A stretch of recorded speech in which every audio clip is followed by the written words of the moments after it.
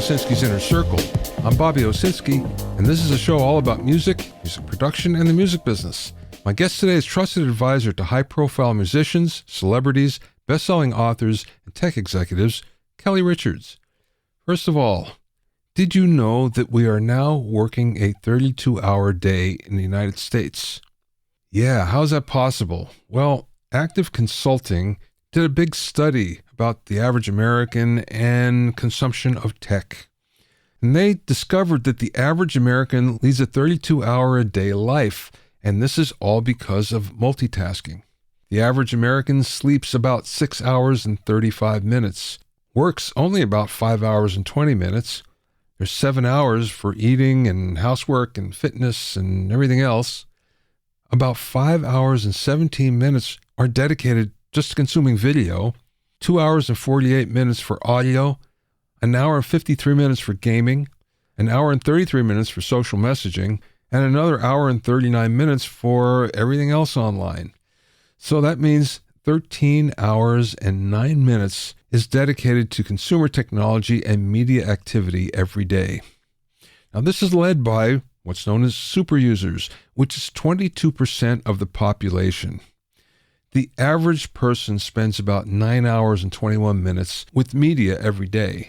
But that said, super user spends almost 19 hours a day. Now again, this is because of multitasking. A super user consumes about 1.5 times more video and 3.5 times more gaming, 2 times more music, 4 times more podcasts, and 2 times more messaging and social media. They spend a lot more money too. While the average user spends about $1 on music, super users spend $21. Average user spends $4 in gaming. Super user spends $49. Average user spends $27 on video. Super user spends $76. Now, it's no surprise that super users are aged 18 to 34. They earn more money than the average person, have a higher education than the average person, and they're really highly connected. About 85% of them have unlimited data plans, and most are early adopters for any kind of new tech that's coming out. But here's the good news. If you're a musician, if you're an artist, if you're in a band, super users attend 4 times more music shows and more live events than the average American consumer. So what that means is super users are your best customers. But it also begs the question, are you a super user as well?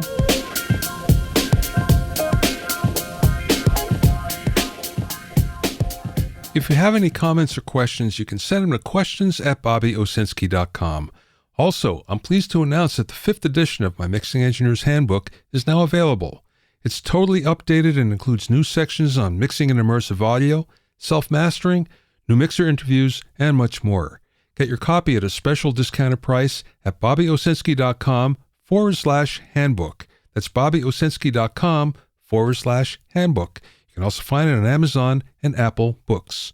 And remember, you can learn all about the latest in music, audio, and production news when you sign up for my newsletter at bobbyowsinski.com. There you'll also find out about openings for my latest online classes and special events. That's bobbyowsinski.com.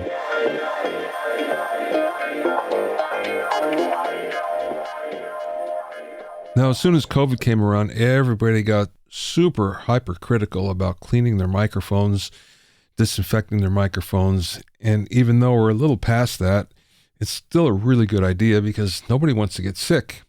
So a lot of companies have guidelines on this, and DPA has one of the best, actually. First of all, you have to understand the differences between cleaning and disinfecting. Cleaning just removes the dirt, while disinfecting means killing all the germs, and actually we want both. The whole idea is to clean first, then disinfect. Now, DPA suggests that the best way to clean a mic is to wipe down its surfaces with just ordinary soap and water, which destroys germs in the process. But take care not to get any of it on the capsule because that could be very detrimental. And then let everything dry for about 72 hours.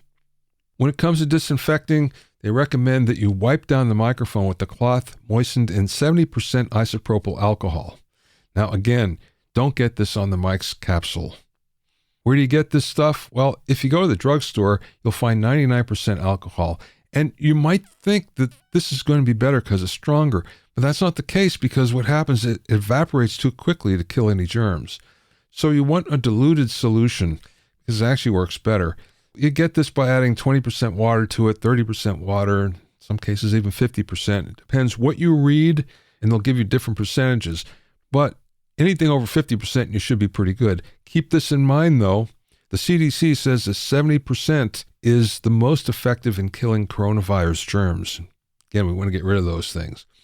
When it comes to foam windscreens, that's probably one of the biggest things that we want to clean. How do you do it? Well, soap and water. Whole thing is leave them dry for 72 hours, and that's long enough for any remaining germs to die. Don't use that isopropyl alcohol, though, because it's going to damage the foam.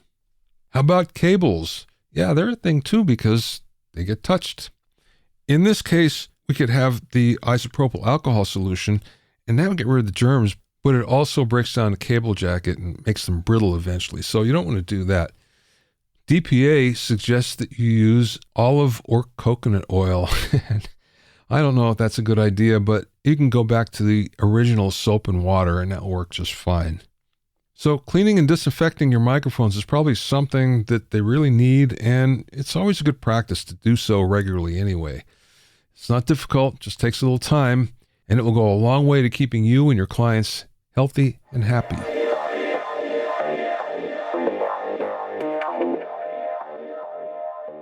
My guest this week is Kelli Richards, who's been a trusted advisor to legendary musicians, tech executives, leaders, and innovators.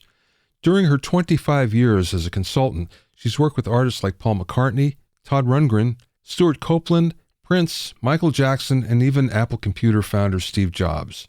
While she was still in high school, Kelli approached Steve at a local cafe in Cupertino, and he accepted her request for him to be her mentor. That started a relationship that lasted over 30 years until his passing. Kelli put herself through college by working at GPI Publications, which is the home of guitar player, keyboard, and bass magazines, and then moved to Hollywood where she landed a job as an A&R exec at EMI Music. Kelli eventually headed back to Apple and was in charge of the company's early forays into music, as she was largely responsible for making Apple computers the go-to computer for creatives everywhere. Since Apple, she's worked with a range of disruptive, innovative startups and Fortune 100 companies as an advisor, consultant, and sometimes as an acting VP of business development and strategic partnerships.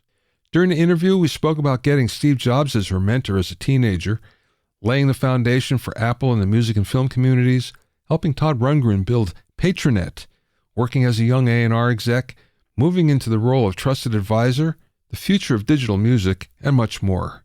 I spoke with Kelli via Zoom from her office in the heart of Silicon Valley.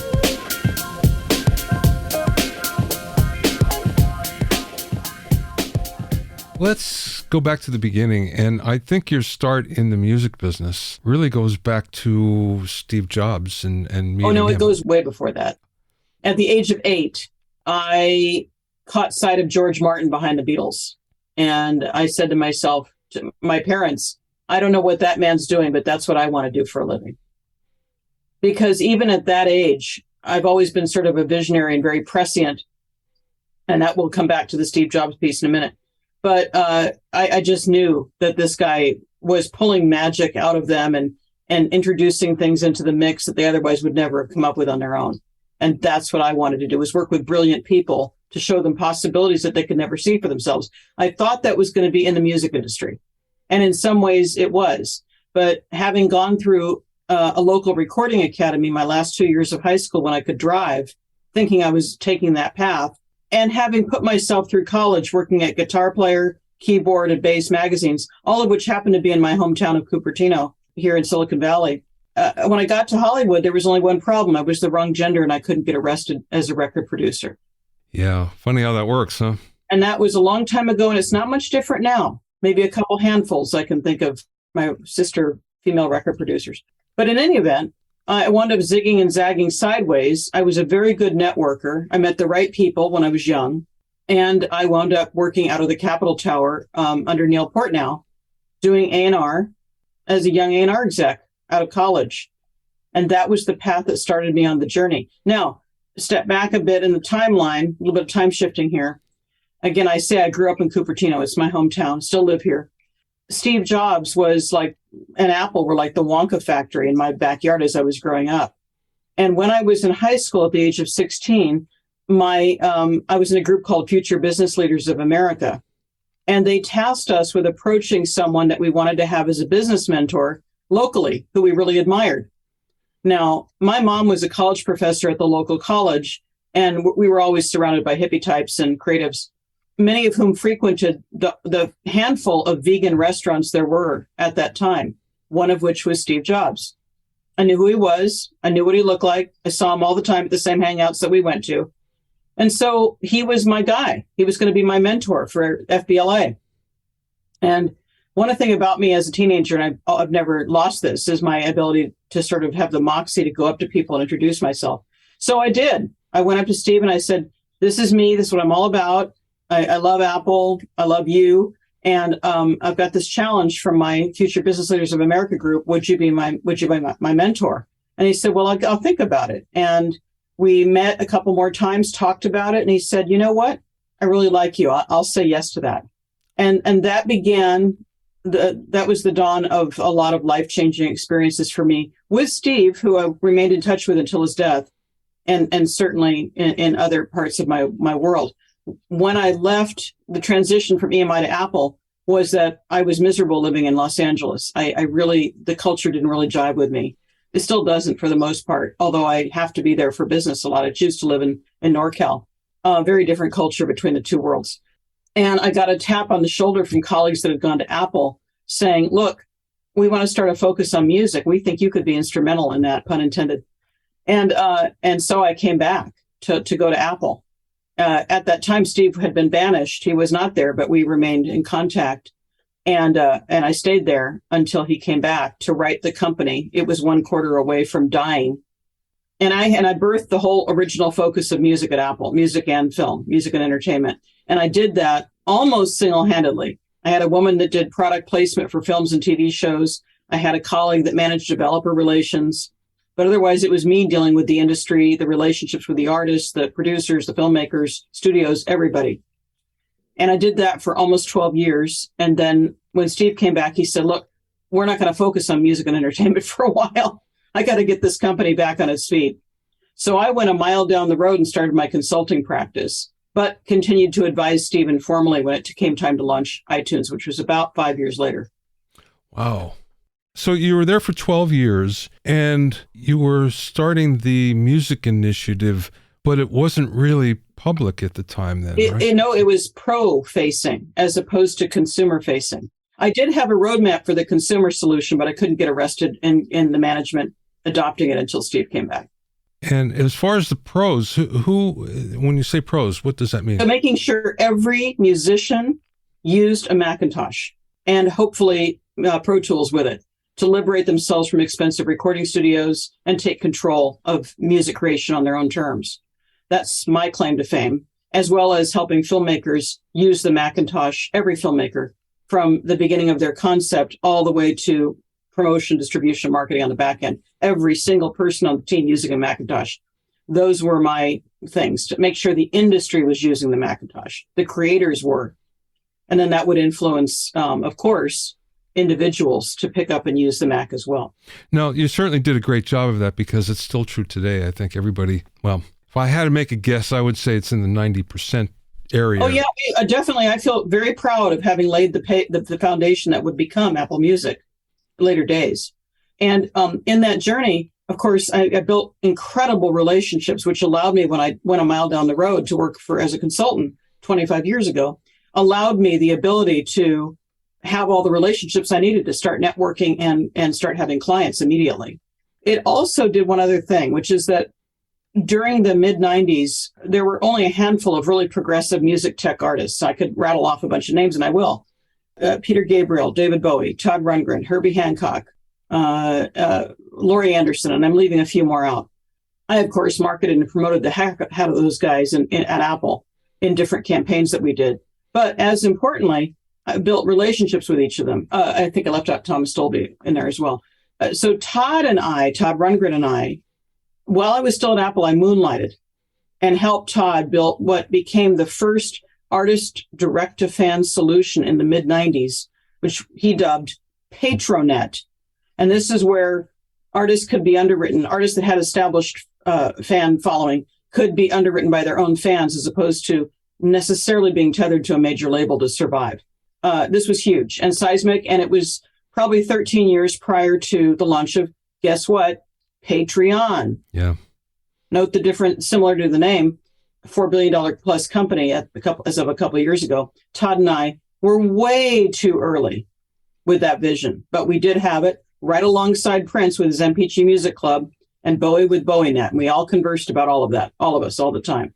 I want to take a step back for a second because I want your opinion on something. Because yes, you did a great job with creators being Apple-centric, and certainly the case today. But there was a time where I think Apple lost its way when it comes to video and Final Cut, where there was quite a number of people that diverged from Final Cut over into Premiere or other solutions, and there's lots of them now. Indeed, I recall. Now they're having a hard time getting those people back. Mm-hmm. Mm-hmm. Why did that happen? Just from the outside looking at that. Yeah, my observation is pretty straightforward. Management at Apple didn't make it a priority. And therefore, for all the work those of us that were just entrenched in that sector for years did to build and foster the relationships, to incent and encourage those creators to make sure that Mac was the only platform they'd even think about. When there was no longer that focus or those people involved, that was it. Apple was set adrift. That's my stance on it. Too bad. It is too bad. Very much too bad. And I still have award-winning brochures that I produced about all that, to those audiences. I'm very proud of what we did. People often say, well, gee, yeah, so you did all that, but you don't have the stock to prove it. Or, and it's true, Apple was not generous with stock when I was there. But who's going to say that you were the one that did all that? I always say the people that needed to know. Yeah. And still do. Some of them are still there. When you left to start your own consulting companies, you did that because you had a long list of contacts, for one Indeed. thing. But what did I had built up a really massive network. What did they want from you? Well, so then and now, combination of strategy, insights, go-to-market adoption techniques, marketing ideas, strategic partner people they otherwise couldn't reach, and just being a really sound advisor from having lived in the trenches of both the music, entertainment, and tech world, and driving the convergence of the two early on.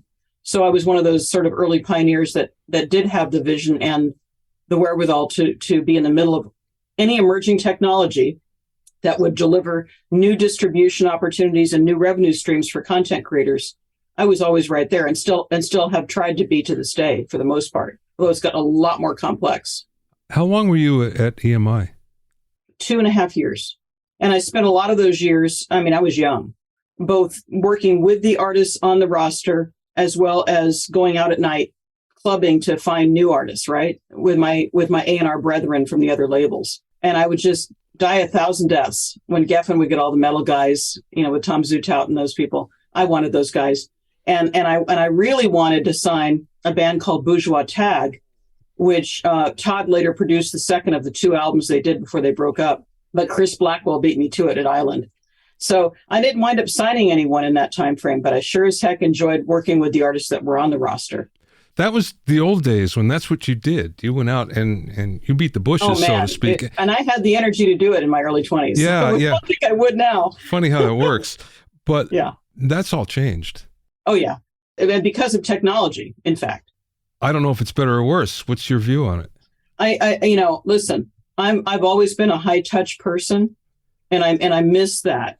And I think it was important from an A&R standpoint to have that editorial filter, and we really had the ears, and to get out there and meet the artists and the bands and really build and foster relationships and helping to groom them.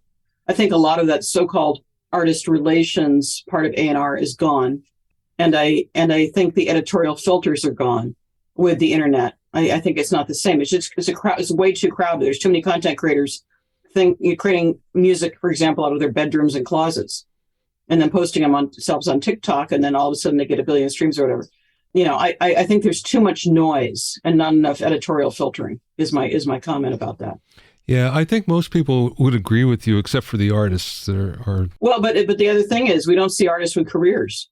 We see a lot more one-hit wonders. We see a lot more artists who have songwriters writing hits for them, as opposed to writing their own music and having that whole publishing arm of mailbox money for the rest of their lives. So I know I sound like a Luddite, like an old person, but there are some good things that got lost in the transition. And I'm the biggest tech proponent you'll find, but still, it's not always the right solution. One of the things that bugs me about the whole thing is, again, starting my career as a musician and working in clubs, every night of the week, it's that was an important learning curve that you went through. You learned how to work an audience. You learned how to have stage presence. And that's not the case anymore, where there's fewer places to play, first of all. And second of all, you don't need to if you can get a lot of exposure online. So that whole paradigm has shifted. I hate to use that term, but it's true. It is true. It is true. And of course, all the relationship building, the networking with the industry and the artists and their fans, artist to artist, a lot of that has gotten lost. One other thing from the past, and then we'll jump up to the present. Yeah. So you worked at GPI, who was the publisher for... Yes, you may use that term. Yes. The acronym. Guitar Player Magazine, Keyboard Magazine. Right. And bass. Yes, right. So during that period, you were still going to school, right? I was. I put myself through college working there. Yeah. You did a lot of different jobs there too, right? Yeah. I mean, I started off in the accounting department, chasing collections, doing that. I mean, which was a zero. But I got to meet all the editors, of course, of the magazines, and got to meet some of the artists. And along the way, while I was working there, I started what became a 20-year career as a talent producer of award shows. No, 37-year career doing that. 20 years at the BAMIs, which was the Bay Area Music Awards. I remember. And then 17 years with Polestar for their annual Polestar Award show. The same co-producer I had on the BAMIs, Steve McFadden, pulled me in to be his co-producer on the Polestar Awards. So that was a whole other piece of my career that I built at the same time. And many of those artists, of course, had been featured, cover of different GPI publications, or would be. So there was a lot of cross-pollination of these relationships with artists that I was building in all these quadrants before EMI and before Apple. Yeah. Now, of course, that's another thing that's changed big time, where, how many magazines are there now? There's not that many, and most of them don't have a big circulation. So that whole idea of what you needed to serve your readers is different. And the editorial curation. Editorial curation, completely different. So, we're talking back to a time that's evolved, if nothing else. This is why I revere, still to this day, editors from Rolling Stone that were their entire careers, like David Frick and Ben Fong Torres, people like that. Yeah. We lived and died reading those magazines and followed everything they wrote. And now, of course, especially in David's case, he's now a DJ on Sirius XM or whatever. So they found ways to reinvent themselves, but they will always be those perennial gods of music journalism. Are most of your clients corporate these days? No. Most of them are individuals or entrepreneurs. I have segued a bit in my careers as a self-employed entrepreneur. I started off almost exclusively as a consultant to companies, either funded startups all the way to Fortune 100 companies, as I described earlier, doing strategy, strategic partnerships, advisory, all of that. Along the way, I got a coaching certification in parallel to start a second career and I've been running them in parallel for a lot of years as what I call a trusted advisor to people who've already had a lot of success, either as an artist or a media exec or tech innovator or entrepreneur, or want to, and people that have means to be able to invest in their own growth, not just from a coaching standpoint, but also helping them strategically. If they're running companies, working as an advisor to them and their team. If they're individuals, helping them craft and navigate where they're headed next. And then coming up with ideas they would never have thought of and possibilities that would never have occurred, hearkening back to the George Martin stuff. And then helping them with access into my network, which runs very broad and deep, to accelerate where they say they want to go. I call that role being a trusted advisor. That's how I define trusted advisor and myself in that role. I don't call myself a coach because it's well beyond coaching, and I don't choose to be a commodity. So I have moved more and more as the years have evolved, Bobby, into that trusted advisor role. I still do some consulting, But it's more and more these one-on-one engagements where I work with someone for a year to several years in that role. Because a lot of people, when they get really successful, starting when I was working with Prince and Michael Jackson in this capacity back in the day, they don't have a lot of people around them, maybe even not even a couple fingers that they can truly trust to talk to holistically about their whole life and their work, and how to make sure they're really living their legacy. Some can't even trust their spouses. Yeah, right. So this is the role that I'm really enamored of, because there's nothing more rewarding than helping people like that, who have been so inspirational, transform the quality of their lives and their impact. Is there one thing that you find that most of your clients need, whether they know it or not? Even the most successful people that I've worked with struggle with things like you wouldn't believe, like self-confidence and self-worth, and even trusting themselves or giving themselves permission for how they spend their time every day, or choosing to work on something that, what would people think? And I always have to say, who cares what other people think? This is your life. If this is what you're being called to do, I'm not going to name drop everything, but I will say, Prince and I talked about him wanting to write a children's book, and he never did. But we talked about how he just couldn't see himself even making the time or giving himself permission to do it. But it was something that was calling for him to do, and nobody around him would buy into that. Does that happen a lot, where you find clients really want to do something, but they feel constricted because constrained? Yep. Yeah. Mm-hmm. Mm-hmm. And I would think it's because of their persona. Maybe it's because of what people expect from them. Exactly right. And I'm always the one giving them permission to break out of their silos and saying, look, if this is what's calling you to do, let's find a way to do it and make it happen. Get the right people around you, get the right resources. And sometimes I tell them, and it's true, I'm kind of holding the high watch and holding up a mirror for what I'm hearing them say and what I'm seeing that they're not talking about, and then helping them get there, because oftentimes they don't believe they can. How do you get to that point? It really starts with trust. What do you mean? You want to dial back? Like, how do I wind up working with certain individuals? No, when you first start to work with them, obviously you have to build that trust up, and you have to know about what those inner yearnings are before you can actually help them. Mm-hmm. How long does that take?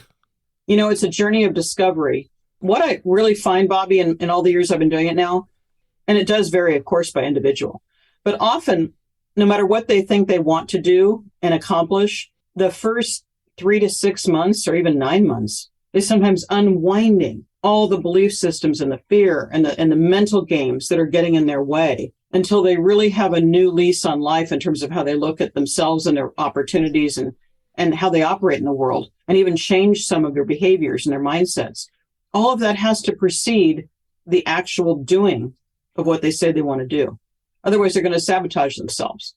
It seems to me that I think a lot of, and let's just stay in the music business for a while, and some of your music clients, I would think that their fans would be amazed that they would need this type of advice. The fans always look at the artist as someone all-knowing and someone... Yeah, but this is all pretty personal stuff. Oh, yeah, obviously, yeah. And unless they choose to talk about what they're doing and what's happening that's transforming how they're operating in the world and where they're headed, how would anybody ever know? Certainly isn't going to come from me. When you look back, what's the biggest mistake that you made, and what did you learn from it? I really wish I had stayed at Apple. I wish it could have made sense for me to do so. Because watching Apple Music grow up without me as its parent has at times been enormously painful for me. When I see mistakes that get made and things I would have done differently, not benefiting from the uplift financially of the stock. And it was my passion, so I really wish there had been a way for me to hang around. But had I chosen to stay at Apple, even with Steve back, and I could have found something somewhere in the company, it didn't reconcile with me when so much was starting to take off with music tech. My first client when I left Apple was Napster. I needed to be birthing the next big thing, which was this whole digital music revolution. So while I missed the resurgence that came with Apple, with iTunes and Apple Music coming back, I did play a modest role in some of that. But, I do regret not having been able to stay the course. Now, given your background in streaming music and just the whole shift from the way the music business did business, their business, to the way it's done now. And when you look at it as an observer from afar, maybe not from afar because you may be into it's a mile down the road. Yeah. At least Apple is. Yeah. But you know what I mean? When you look at it as an observer, where do you see it going? It's funny. I have to go back to answer that question. When, at the dawn of the birth of iTunes in April of 2003, I said to the guys, you know what? You're making a huge mistake. It shouldn't be downloaded. It needs to be streaming. People need to have access to all the music they want on demand for a flat fee. And it took several years before they caught up with that. So that was frustrating. But where I see it going, well, I had a partnership with a guy named Garrett Lanhard for several years. We ran a consulting business together side by side. And Garrett wrote a book called The Future of Music. And he talked about, and at the same time, I published my first book, The Art of Digital Music.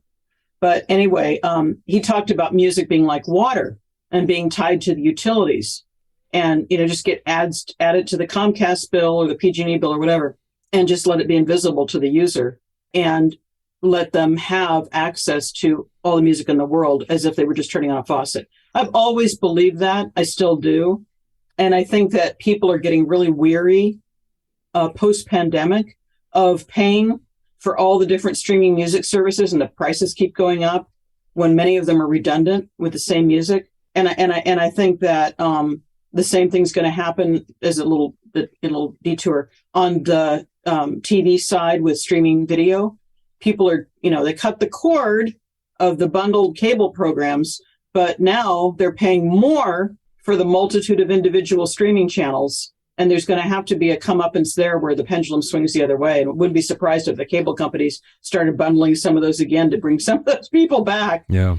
But yeah, these trends, these cycles swing, and then we see it coming back. Music has changed so much from just what it was, very linear, singles, then downloads, or albums, CDs, and then singles in the form of downloads, and then streaming all you can eat, listen to. I think now it's becoming more pervasive as use in healing and wellness environments, certainly in games and Web3 and the metaverse. We see NFTs. We see just music being a bedrock for so many things, certainly tied to films. It's just more and more ways music can find its audience beyond just the traditional linear one-to-many, where these Byzantine, handful of labels controlled everything, and now it's much more egalitarian. What's your view of TikTok? I think it's ephemeral. TikTok in regards to music? Yeah. I think it's like flavor of the month. Like, I don't know, MySpace. It came and it went. I mean, not to say it didn't do a lot to impact millions and millions of good things for artists and fans. But TikTok, I don't get it. And I know I'm not in the age range, but I also think it's a fad. Yeah, and there may be some legislation that actually stops it in its tracks as well. I think it's already happening, at least in terms of not allowing it in Congress and the U.S. government. Don't know how long it'll take to translate to individual users. And I don't know if it becomes a BitTorrent underground thing if there's an attempt to legislate it out of existence. I mean, I know it's kind of the labels. Oh my God, we've got to control TikTok. We've got to have something for TikTok. Everybody's like fiercely focused on it. But I myself, it's kind of like Clubhouse a couple of years ago. Right. Just wait it out. It'll be gone, like a revolving door. That's how I see it, honestly. Yeah, I think I do too, to be honest with you. And again, you and I are not in the demographic. No, not even close. We've been around long enough to see fads and cycles and things come and go. Yeah, definitely. All right, last question, Kelli. What's the best piece of advice that you've received along the way? Or maybe you've kind of figured out yourself. It's funny. People ask me that relative to my years with Steve as a mentor all the time. And he gave me a lot of advice, life and business. And he's with me every day on this shoulder, Prince on the other shoulder, from my years with both those guys.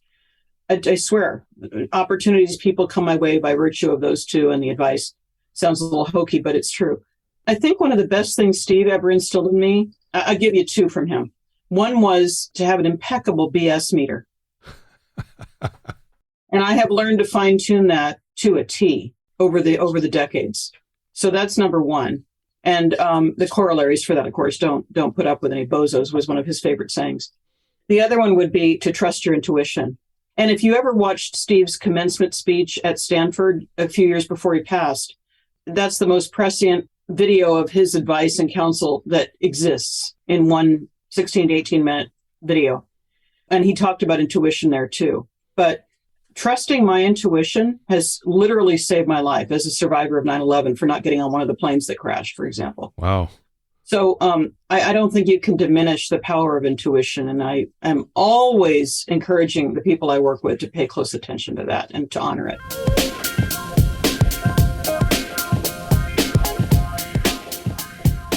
You can find out more about Kelli at kellirichards.com. That's Kelli, Kelli, Richards, Richards, Kelli Richards, all one word, .com. Thanks for listening and being in my inner circle. Remember, if you have any questions or comments, you can send them to questions@bobbyowsinski.com.